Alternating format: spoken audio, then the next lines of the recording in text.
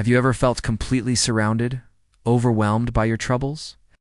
It feels like the world is closing in, and a chorus of voices, maybe even your own, whispers that there's no way out. The Bible tells us of a man who knew this feeling all too well, King David. In Psalm 3, David is in the fight of his life, not against a foreign army, but against his own son, Absalom, who has turned the kingdom against him. He's on the run, his heart breaking, and his enemies are everywhere. He cries out, "Lord, how are they increased that trouble me? Many are they that rise up against me. Many there be which say of my soul, there is no help for him in God." Think about that.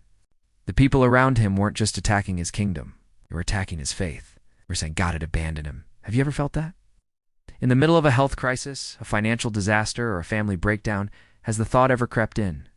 Where is God in this? It's a lonely, terrifying place to be.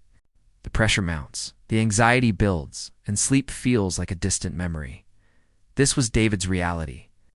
But then, in the darkest moment, everything changes. David makes a powerful choice. He shifts his focus from the overwhelming storm around him to the unshakable God above him. He declares, "But thou, O Lord, art a shield for me, my glory and the lifter up of mine head." This is the turning point. David stops counting his enemies and starts remembering his God. He isn't just a shield. He is my shield. He is my glory. He is the one who lifts my head when I am bowed down with shame and despair. David's circumstances haven't changed, but his perspective has. He remembers that his cries to God don't just echo into the void. He says, "I cried unto the Lord with my voice, and he heard me out of his holy hill." His prayer has a destination. It reaches the throne of God. And what is the result of this radical trust? Something that seems impossible: peace.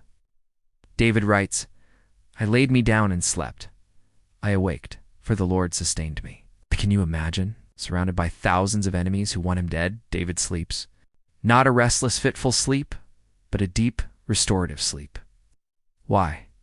Because he knows his safety doesn't depend on his guards or his own strength, but on God's sustaining power.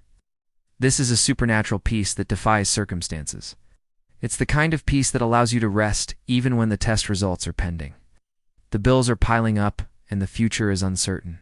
From this place of rest, David finds a new boldness. His prayer changes from a desperate cry to a confident command. He says, "Arise, O Lord.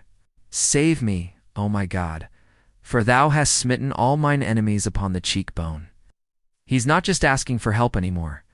He's calling on his victorious king to act, confident that God has already secured the victory. He concludes with a powerful truth for all of us.